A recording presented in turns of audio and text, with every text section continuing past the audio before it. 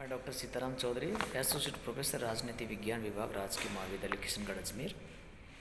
आज हम BA part second के अंदर ब्रिटेन का जो संविधान है उसके अंदर ब्रिटेन की जो दलीय व्यवस्था, जो वहाँ का पॉलिटिकल सिस्टम है, उस पर डिस्कस करेंगे इस वीडियो के माध्यम से कि ब्रिटेन की दलीय व्यवस्था कैसी है।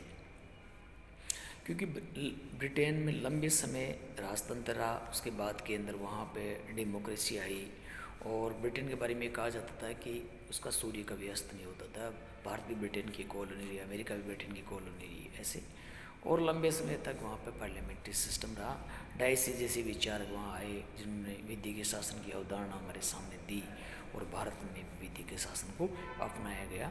और लेकिन भारत ने भी संसदीय शासन व्यवस्था अपनाई, लेकिन यहाँ पर दो दलीय व्यवस्था नहीं बनकर ब्रिटेन की तरह और यहाँ बहुदलीय व्यवस्था का प्रचलन रहा। ये मुनरो का कथन ये है कि जनतंत्र शासन दलीय शासन का ही दूसरा नाम है।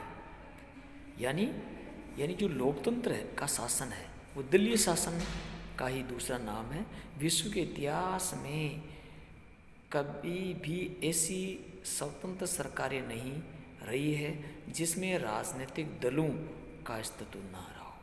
यानी दल एक ऑक्सीजन का काम करता है डेमोक्रेसी के अंदर, और राजनीतिक दल बिना आप लोकतंत्र की कल्पना भी नहीं कर सकते। ब्रिटेन में राजनीतिक दलों का महत्व क्या है? मैकेन्टोश के अनुसार दलीय व्यवस्था ब्रिटेन की राजनीतिक जीवन की प्राण शक्ति है। जेनिंग्स के अनुसार ब्रिटिश शासन राजनीतिक दलों से ही प्रारंभ होता है और राजनीतिक दलों में ही समाप्त हो जाता है। ये उन्होंने कहा है। इसका जो इम्पोर्टेंस ये है, अप्रत्यक्ष लोकतंत्र के सफल संचालन हेतु तो अनिवार्य है। आप इतने बड़े देश के अंदर अगर आप लोकतंत्र के द्वारा शासन चलाना चाहते हो तो जनता अपने प्रतिनिधियों का चुनाव करती है। प्रतिनिधि जाके पार्लियामेंट में बैठते हैं और फिर वो जनता के हितों के अनुसार कानून निर्माण करती है जो उनके जनता के अनुकूल होते हैं। कानून के समान राजनीतिक दलों का भी अस्तित्व आवश्यक है।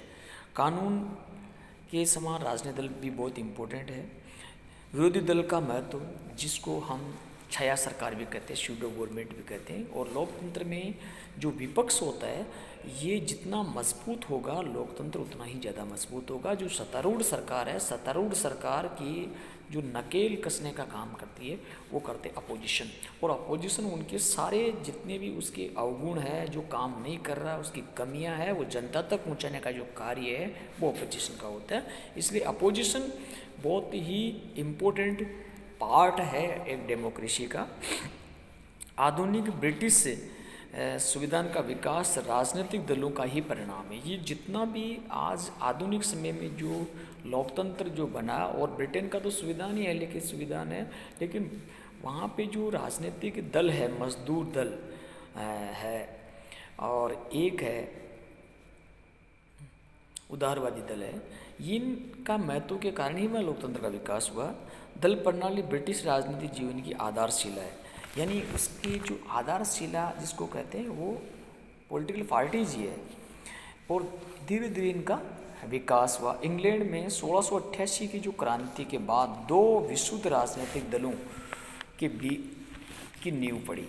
यानी 1688 की जो रक्तहीन क्रांति जिसको कहते हैं, उसके बाद में दो राजनीतिक दलों की जो बेसिक नींव है वो उसके बाद में पड़ी है, और जिन्हें विहिंग दल और एक होरी दल कहा जाता था। और 1832 ईस्वी में सुधार अधिनियम पारित किए गए जाने के बाद विहिंग और टोरी दलों के क्रमशः उदार दल और अनुदार दल के रूप में जाना गया।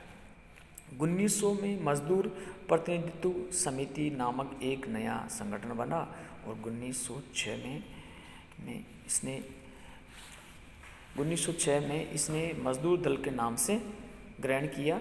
इसका मुख्य उद्देश्य श्रमिक वर्ग की सुविधा हेतु कानूनों का निर्माण करना। इंग्लैंड के राजनीतिक दल जो है वो प्रमुख है कैवियलर्स, राउंडेड्स, टोरीज, हिंग्स, अनुदार दल, उदार दल, अनुदार दल, उदार दल व मजदूर दल, अनुदार दल और मजदूर दल। वर्तमान में इस तरह के कई राजनीतिक पार्टियां हमारी रही। ब्रिटिश दलीय व्यवस्था की कुछ विशेषताएं हमारे सामने है। एक तो दो दलीय पार्टी, टू पार्टी सिस्टम है वहाँ पे। सुदृढ़ संगठन और केंद्रीयकरण, सेंट्रलाइजेशन है। कठोर अनुशासन है भारत की तरह वहाँ पे भी। नेताओं की सर्वोच्च स्थिति है। राजनीतिक दलों की वर्गीय पद्धति का लगभग अंत और उनका समाजकारी स्वरूप। निरंतर सक्रियता रहते हैं जैसे भारत में है वैसे। संयम और समझौते की प्रवृत्ति है। लूट प्रथा का अभाव है जैसे अमेरिका के अंदर है वैसे वहाँ पर नहीं है। दल साहचर्य है और संसदीय सदस्यों पर नियंत्रण की व्यवस्था जैसे भारत के अंदर भी। एक जैसे कहेंगे कई बार कि राजनीतिक दल को इग्नोर करके कोई भी नेता आगे अपना कैरियर नहीं बना सकता। प्रमुख राजनीतिक दल, सिद्धांत और संगठन। पिछले कई वर्षों में जो दो राजनीतिक दल जिसे अनुदार दल और या रूढ़िवादी दल इसको कहते हैं, एक होता है मजदूर दल। जो अनुदार दल है, दल के जो सिद्धांत है, अनुदार दल निजी संपत्ति, संस्थापित चर्च, राजमुकुट, साम्राज्य और देश पर पूंजीपति व कुलीन वर्ग के प्रभुत्व का समर्थक रहा है। ये इनके एक आइडियोलॉजी रही है। जैसे हम हिंदुस्तान के अंदर कांग्रेस और बीजेपी की अलग अलग आइडियोलॉजी, वैसे ही जो दल का जो एक संगठन है, स्ट्रक्चर है, वो है दलीय संसदीय दल। फिर उसके बाद नीचे नेता आता। फिर नेता के भी दो पार्ट है, एक नेशनल यूनियन का सभापति और एक दलीय संगठन का सभापति।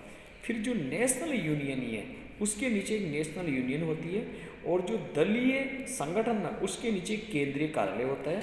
और जो नेशनल यूनियन है उसके भी टू पार्ट है, केंद्रीय परिषद है और 12 प्रांतीय परिषद हैं। फिर जो केंद्रीय परिषद है उसमें कार्यकारिणी समिति है और परामर्शदात्री समिति है। और जो प्रांतीय परिषद हैं उसमें परामर्शदात्री समिति और समितियां हैं। और एक है निर्वाचन क्षेत्रों के संघ। इस तरीके से इनका जो स्ट्रक्चर बना हुआ है ये एक इसका ढांचागत हुआ है। जो नीतियाँ और कार्यक्रम है इनके परंपरागत परंपराओं को बनाए रखने का पक्षधर रहा है, पूंजीपतियों का समर्थक रहा है, राजपथ, लाडसभा और चर्च का समर्थक रहे है, साम्राज्यवाद का पोषक है, उद्योगों का निजी हाथों में केंद्रीकरण और प्रबल नौकरशाही का ये समर्थक रहा है। ये एक तरीके का इसका अनुदार दल का। उसके बाद में एक दूसरा जो मेजर पार्टी है वो है मजदूर दल। इसको एक तरीके का मतलब मजदूर वर्गों का समर्थक माना जाता है। उसको दल का जो संगठन है, मजदूर दल का संगठन का जो स्ट्रक्चर है, मजदूर संघ, दलों की स्थानीय संगठन, समाजवादी तथा व्यावसायिक सोसाइटियाँ और सहकारी सोसाइटियाँ। उसके बाद दल का जो वार्षिक सम्मेलन है वह सदस्यों की राष्ट्रीय कार्यकारिणी समिति, केंद्रीय कार्यालय, संसदीय दल और दल के सिद्धांत, इस तरीके का स्ट्रक्चर है। और राष्ट्रीय मजदूर समितियाँ, ये एक तरीके का जो ये मजदूर दल है उसका स्ट्रक्चर है। और ये इसकी जो नीतियाँ हैं, इसके जो कार्यक्रम है वो इस प्रकार से हैं। एक डॉक्टर फाइनर ने कहा है, मजदूर दल दास कैपिटल की अपेक्षा बाइबल से अधिक प्रभावित है। ये उनके बारे में कहा गया है। इसकी जो नीतियाँ, इसकी फंक्शनिंग है और इसके बारे में ये उत्पादन के समस्त साधनों पर सर्वसाधारण का आधिपत्य स्थापित करने की बात करता है। सामाजिक समानता का पक्षपाती है। सामाजिक व आर्थिक ढांचे में परिवर्तन की बात करता है। आधारभूत उद्योगों का राष्ट्रीयकरण की बात करता है। एकाधिकार का विरोधी है और साम्राज्यवाद और उपनिवेशवाद का विरोधी है। इस प्रकार ये राजनीतिक दलों का इनका स्ट्रक्चर है।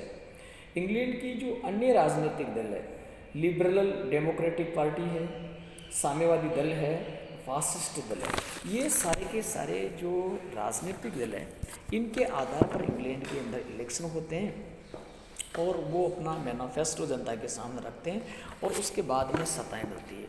आपको ताज्जुब होगा कि जब देश आज़ाद हुआ था उस समय मजदूर दल की सरकार थी, एटनी था वहाँ पे प्राइम मिनिस्टर, तभी भारत को स्वतंत्रता मिली। ये एक अच्छा क्वेश्चन है जिसको पढ़ना चाहिए।